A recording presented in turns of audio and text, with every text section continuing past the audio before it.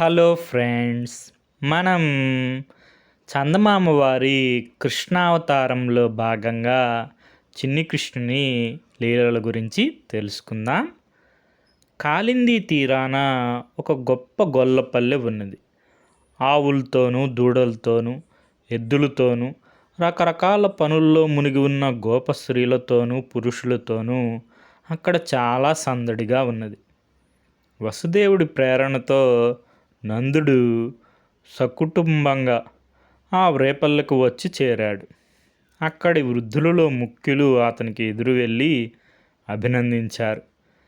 నందుడు కూడా వారితో కుశల ప్రశ్నలు జరిపి అందరినీ పేరు పేరా పలకరించి వారి వెంట రేపల్ల చేరుకున్నాడు. వృద్ధ గోపికలు నందుడి ఇంటికి వచ్చి యశోదకు ఆమె కన్న బిడ్డకు పురిటి వేడుకల్ని జరిపారు. రోహిణి వచ్చింది. నందుడు ఆమెకు తగిన మర్యాదలు చేశాడు. గోపికలు ఎంతో ముద్దుగా కృష్ణుడు గోపకులంలో పెరుగుతున్నాడు. కొన్ని రోజులు గడిచాయి. గర్భస్రావాలు, శిశుహత్యలు చేయటానికై కంసుడు అనేక మంది రాక్షసులను నియోగించాడు. వారిలోకెల్లా గొప్పది పూతన అనే మహాభయంకరమైన ఆకారం కలది. ఆమె రాత్రివేళ పసిపిల్లలను వెతుక్కుంటూ వస్తూ నందగోపుడి బండి కింద తల్లి పక్కన పడుకొని ఉన్న కృష్ణుని చూసి ఆగింది. పిల్లవాడు మంచి తేజస్సు కలిగి అద్భుతంగా కనబడుతున్నాడు. అందరూ పిల్లల్లాగా లేడు. ఒకవేళ కంసుని చంపడానికి పుట్టినవాడు వీడేనేమో. అలా అనుకోగానే పోతనకు కోపావేశం వచ్చేసింది. ఆ రాక్షసి పళ్ళు పటపటా కొరికింది. దాని మిడిగుడ్ల నుంచి నిప్పులు రాలాయి. కనుబొమ్మలు ముడుచుకున్నాయి. నుదుట చెమట పట్టింది. ఊపిరి తీవ్రంగా ఆడింది. ఆమె ఆ పిల్లవాడిని తల్లి పక్క నుంచి బలాత్కారంగా లాక్కొని విషం పూసి ఉన్న తన చనుమోములు వాడి నోట కుక్కింది. కృష్ణుడు కెవ్వున ఏడుస్తూ పూతన చనుమోముల నోట గట్టిగా పట్టుకొని బలం కొద్దీ పాలతో పాటు పూతన శరీరంలోని సప్త ధాతువుల్ని పీల్చాడు. నిజానికి తాను పూతను మించిన రాక్షసుడు. అందుచేత పూతన అతి వికారమైన ఆర్తనాదం చేసి విరుచుకు పడిపోయింది. ఆ భయంకరమైన కేకకు మందలో గల గోపకులంతా తుల్లిపడి నిద్రలేచారు. కృష్ణుడు ఏడ్చినప్పుడే యశోద నిద్రలేచింది. ఆమె మేలుకుంటూనే పక్కలో పిల్లవాడు కనపడకపోయేసరికి భయపడి నందుడిని కేకపెట్టింది. నందుడు వచ్చేసరికి మిగిలిన గోపులు కూడా రానే వచ్చారు. వారికి భయంకరమైన పూతన కళేబరం కనిపించింది. దాని ఒడిలో పిట్టలాగా వాలి ఉన్న కృష్ణుడు కూడా కనిపించాడు. యశోదానందులు తమ కొడుకును చూస్తూనే అయ్యో నా తండ్రి అంటూ చప్పున వచ్చి బిడ్డను ఎత్తుకున్నారు. ఏమిటిది? ఈ రాక్షసి ఇక్కడికెలా వచ్చింది? అది వచ్చి బిడ్డనిలా చేస్తుంటే నువ్వెలా చూస్తూ ఊరుకున్నావని నందుడు తన భార్యను అడిగాడు. బిడ్డకు కడుపు నిండా పాలిచ్చి నిద్రపుచ్చాను. దివిటి వెలుగుతుంది. చాలాసేపు మేలుకునే ఉండి ఒక్క క్షణం పాటు కన్ను మూశాను. అది కూడా ఎంతోసేపు కాలేదు.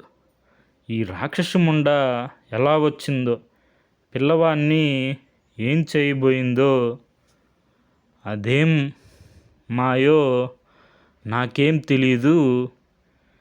ఈ రాక్షసు ముండకు చిక్కి కూడా నా బిడ్డ ఏ కీడు లేకుండా తిరిగి నాకు దొరికాడు. వీడికి 1000 ఏళ్ళ ఆయుష్ అన్నది యశోద. కృష్ణుడికి గొప్ప గండం తప్పిందని గోపకులంతా ఎంతో సంతోషించి పూతన కళేబరాన్ని దూరంగా లాగేశారు. నందుడు తన కొడుకుని ఎత్తుకొని వాడికి దిష్టి తీసి ఏవో మంత్రాలు చదివి ఆశీర్వదించారు. రోజులు గడుస్తున్నాయి.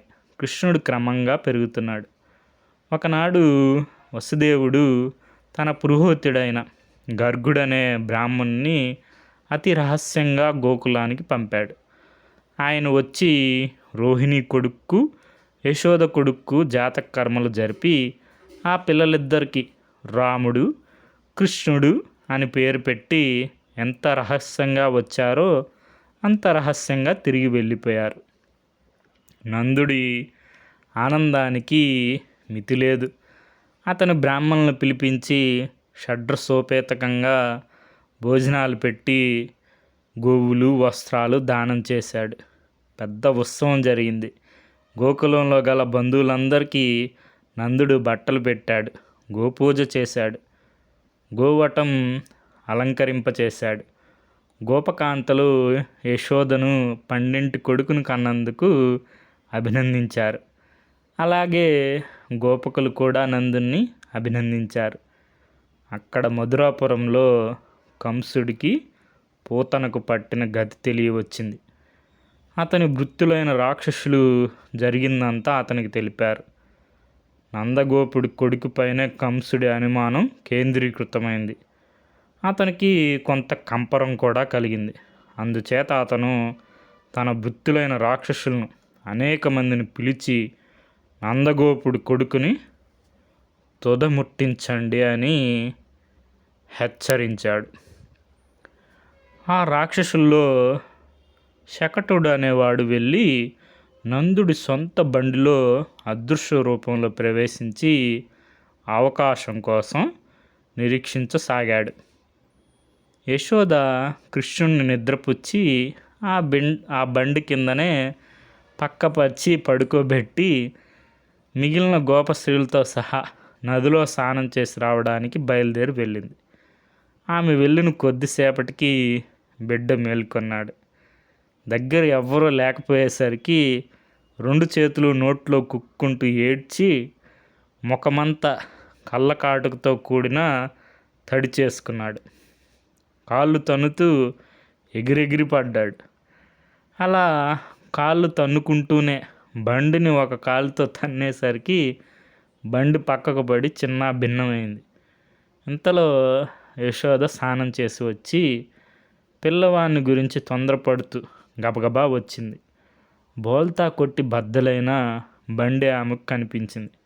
ఆమె వెంటనే కివ్వున అరిచి పిల్లవాడిని ఎత్తుకొని రొమ్మునికి అదుముకుంటూ, అమ్మయ్యో, బిడ్డ నిద్రపోతున్నాడు కదా అని స్నానానికి వెళ్ళాను, కానీ ఇప్పుడు మీ నాన్న వచ్చి ఇది చూసి ఎన్ని మాటలు అంటాడో ఏమో.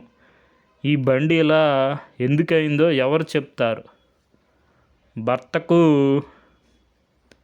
అడిగితే నేనేం చెప్పాలి అనుకుంటూ ఆమె కృష్ణుడిని తొడ మీద కూర్చోబెట్టుకొని పాలివ్వసాగింది. ఇంతలో నందగోపుడు ఒళ్ళంతా దుమ్ము కొట్టుకొని జుట్టంతా చెదిరి చేత కనుపుల కర్ర పట్టుకొని గోపులతో కబుర్లు చెప్తూ అక్కడికి వచ్చాడు. వస్తూనే ఊడిపోయిన చక్రాన్ని, విరిగిపోయిన ఇరుసును చూసి ఒక్కసారిగా వణికిపోయాడు. ఎందుకంటే తన కొడుకు ఎప్పుడూ ఆ బండి కిందనే కదా పడుకుంటాడు. బండి ఇంత చిన్న భిన్నమై విరిగిపోయింది కదా, బిడ్డ ఏమైనట్టు. మరుక్షణమే అతను తన భార్యను ఆమె దగ్గర పాలు తాగుతూ ముఖాన సంతోషము చూపులు తల్లి ముఖాన గల కృష్ణుణ్ణి చూశాడు. నందుడి ప్రాణం కుదుట పడింది. అతను గుండె నిమురుకుంటూ బండి ఇలా అయిందేమని ఆ భార్యను అడిగాడు.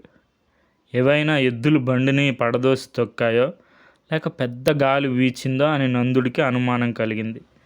ఏమైతేనేంలే, బిడ్డడు క్షేమంగా ఉన్నాడు, అంతే చాలు అన్నాడు మళ్ళీ నందుడు. యశోద గద్గద కంఠంతో, అసలు తప్పంతా నాదేలే. బిడ్డ నిద్రపోతుంటే ఈ బండి కింద పక్క మీద పడుకోబెట్టి దగ్గరే కదా అని ఏటికి వెళ్ళి స్నానం చేసి తిరిగి వచ్చి చూతును కదా, ఇలా అయ్యింది. అదృష్టం బాగుండి అబ్బాయికి గండం గడిచింది అంది. ఇంతలో కొంతమంది కుర్రవాళ్ళు అక్కడికి వచ్చాయి. ఏమోయి, మేమిక్కడ ఆడుకుంటుంటే మీ కృష్ణుడు కాలు చాచి ఒక్క తోపు తోసేసరికి బండి ఇలా విరిగి పక్కకు పడింది. ఎంత చిత్రమో చూసుకోండి అన్నారు. యశోదానందుల ఆశ్చర్యానికి ఆనందానికి మేరలేదు. వాళ్ళు తమ కొడుకును ముద్దాడి ఇంత మట్టి తీసి పిల్లవాడికి దిగదుడిచి పారేశారు. తన కొడుకును కాపాడుతూ ఉండమని నందుడు దేవతలకు దండం పెట్టుకున్నాడు. ఈ లోపల 10 మంది చేరి జరిగిన సంగతి విని చూసి నిశ్చేష్టులైపోయారు. తర్వాత విరిగిపోయిన బండిని తిరిగి కూర్చి బాగు చేసి ఎప్పట్లాగా చేసేశారు. రోజులు గడుస్తున్నాయి. కృష్ణుడు పెరుగుతున్నాడు. బోరగిలా పడి మంచం అంచులకు దేకుతున్నాడు. కితకితలు పెడితే కిలకిలా నవ్వి కేరింతలు కొడుతున్నాడు. నిలబెట్టి వేలు పట్టుకోవడానికి ఇస్తే తప్పటడుగులు వేస్తున్నాడు. చప్పట్లు కొట్టి దా అని పిలిస్తే దగ్గరికి వస్తున్నాడు. చూసిన వాళ్ళు అతన్ని ఎత్తుకొని ముద్దాడకుండా ఉండలేరు. అందుకని మువ్వలు గలగలలాడిస్తూ దొంగ చూపులు చూస్తూ ఎటో పారిపోతాడు. చూసేవాళ్ళు పరమానందం చెందుతారు. తల్లి కృష్ణుడికి వెన్న గోరుముద్దలుగా చేసి రోజూ తినిపించేది. చేతి జుడ్డు, మూతి జిడ్డు ఒళ్ళంతా పట్టించేది. ఉదయం పూట తల్లి కడుపు నిండా వెన్న పెట్టి గృహకృత్యాలు చూసుకోవడానికి పోతే తప్పటడుగులు వేసుకుంటూ వెనకనే వెళ్ళేవాడు. ఆడవాళ్ళ దగ్గరికి పోయి వెన్న పెట్టమని బతిమాలేవాడు. ఎంత పెట్టినా ఇంకా పెట్టమని వేధించుకు తినేవాడు. వెన్న చిలికే వాళ్ళ దగ్గరికి వెళ్ళి కవ్వం తాడు పట్టుకొని కవ్వం ఆడకుండా చేసేవాడు. జుట్టుముడి ఊడ తీసేవాడు. చీర కొంగు పట్టుకొని లాగేవాడు. వెన్న పడతాను కానీ కాస్త ఆట చూపించరా బాబు అని గోపికలు అడిగితే మువ్వలు మొలగంటలు గలగలలాడుతూ ఆడేవాడు. గోపికలు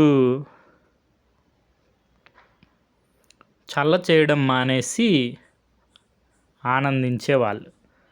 అస్తమానం గోకులంలో ఉండే ఇళ్ళన్నీ తిరిగేవాడు. వాడితో వేగలేక గోపికలు నలుగురు నాలుగు పక్కల నుంచి పట్టుకోండి అంటూ ఒకరినొకరు హెచ్చరించుకుంటూ వచ్చి పట్టుకొని యశోదకు అప్పచెప్పేవాళ్ళు.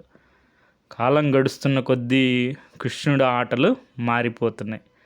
గోపబాలురందరూ బలరామకృష్ణుల చుట్టూ చేరేవాళ్ళు. అందరూ కలిసి ఒక దండులాగా రేపల్లంతా చెడతిరిగేవాళ్ళు. కృష్ణుడు కుండల్లోనూ చెట్లల్లోనూ ఉండే పాలు నెయ్యి తాగేవాడు. తాగినంత తాగి మిగిలింది నేల మీద పోసి కాళ్ళతో మట్టి గట్టించేవాడు. అలాంటి చిలిపి చేష్టలు చేయకుండా ఆపడం ఎవరి వల్ల అయ్యేది కాదు. పాల సముద్రం మదించగా వచ్చిన అమృతాన్ని మోహిని దేవతలకు పంచినట్టుగా కృష్ణుడు గోపికల ఇళ్లలోని పాలు మీగడ తాను తినడమే కాక తన వెంట ఉన్న కుర్రకారంతకు పంచిపెట్టేవాడు. ఉట్లు తెంచేవాడు. బాణలు దొర్లించేవాడు. కడపల్లో పాలు సగం తాగి వాటిని చల్లతో మళ్ళీ నింపేవాడు. నెయ్యి తీసుకుపోయి నిప్పులో పోసి బగ్గున మంటలు లేపేవాడు. పెరుగులో పాలు, వెన్నలో పెరుగు, చల్లలో నెయ్యి కలిపేసేవాడు. చూడలను విప్పి ఆవులు పాలు తాగేయనిచ్చేవాడు. దూడలను విప్పి ఆవులు పాలు తాగేయనిచ్చేవాడు. కొన్నిటిని కట్లు విప్పి వదిలేసేవాడు. కావళ్ళ తాళ్ళు తెంచేసేవాడు. పిల్లలందరినీ చేర్చి ఆటలాడేవాడు. ప్రతి ఆటలోనూ అందరినీ ఓడించి వీపు పగిలేటట్టు కొట్టేవాడు. ఒక్కొక్కడి వీపును ఎక్కి మోయించుకునేవాడు. ఆటల్లో ఎంత మునగాన్నైనా విడిపించుకునేవారు. ఈ విధంగా కృష్ణుడు గోకులాన్నంతా ఒక కొలిక్కి తెస్తుంటే గోపకులు ఏం చేయాలో తోచక నిశ్చేష్టులైపోయారు. ఇది మనకి చందమామ వారి కృష్ణావతారంలో భాగంగా చిన్ని కృష్ణుని లీలలు. దీనికి మూలం చందమామ నవంబర్ 1966 సంచిక. Okay friends, thank you for watching.